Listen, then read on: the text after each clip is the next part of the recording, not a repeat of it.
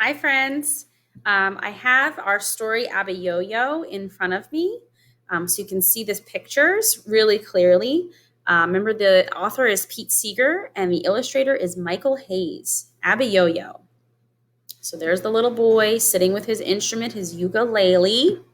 So this story is based on a folk story, and a folk story occurred long ago. Once upon a time, there was a little boy who played the ukulele.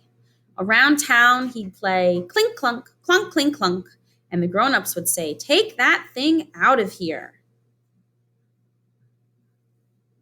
Not only that, the boy's father got in trouble. The boy's father was a magician. He had a magic wand. He'd go zoop zoop and make things disappear. But he played too many tricks on people. He'd come up to someone about to drink a nice cold glass of something, and zoop, the glass would disappear. Someone doing a hard job of work, he would say zip, zap, zoop, and up comes the father with his magic wand, and no more saw. So, friends, it sounds like he's using his magic wand in ways that are not very kind to other people. So, if I go back, he took this lady's glass away. So, whatever she's drinking spilled all over her. And he's taking this man's saw away. So now he cannot do his work. He would come up to someone about to sit down after a hard day's work and zoop, no more chair. Well, that's not very nice because he could fall and get hurt. The people said to the father, "You get out of here too. Take your magic wand and your tricks and your son and just get." The boy and his father were ostracized. That means they made the boy and the father live on the edge of town.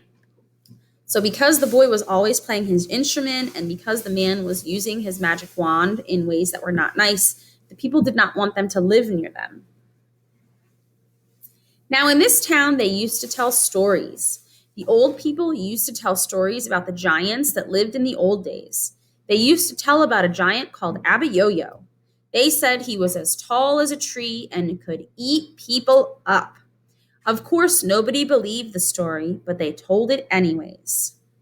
So, friends, I'm thinking that maybe that boy was a little bit sad because he had to leave his town. So maybe the dad is telling him a story about the giant Abiyoyo to help him forget about the way he feels. One day, the sun rose blood over the red hill, and the first people that got up looked out the window. They saw a great big shadow in front of the sun. They could feel the whole ground shake. Women screamed and strong men fainted.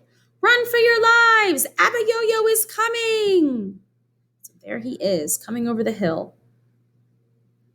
He comes to the sheep pasture and grabs a whole sheep. Yoop! He comes to the cow pasture and grabs a whole cow. Yank! And men yelled, "Grab your most precious possessions and run, run." Just then, the boy and his father woke up. "Hey, Pa, what's that coming over the fields?" "Why, son, that's Abiyoyo." "Oh, if only I could get him to lie down, I could make him disappear." The boy said, "Come with me, Pa," and he grabbed his father by one hand. The father gets the magic wand, and the boy gets his ukulele. They run across the fields. People yelled, "Don't go near him! He will eat you alive!" They're warning the boy and the father. The boy and the father are very brave. There was Abiyoyo. He had long fingernails because he never cut them. He had slobbery teeth because he never brushed them, and stinking feet because he never washed them, and matted hair because he never combed it. He raised up his claws, but just then the boy whips out his ukulele. "Abiyoyo, Abiyoyo." Well, the giant had never heard a song about himself before. A foolish grin spread over his face, and the giant started to dance. Friends, a grin is a small smile, so I can see the monster is smiling a little bit. That's called a grin. He likes it. He likes when the boy sings, "Abiyoyo, Abiyoyo." The boy played faster. Abiyoyo, abiyoyo, abiyoyo, abiyoyo, abiyoyo, abiyoyo, abiyoyo. The giant got out of breath and he staggered. He fell down flat on the ground. Up stepped the father. Zoop, zoop. People looked out their window. He's gone. Abiyoyo disappeared.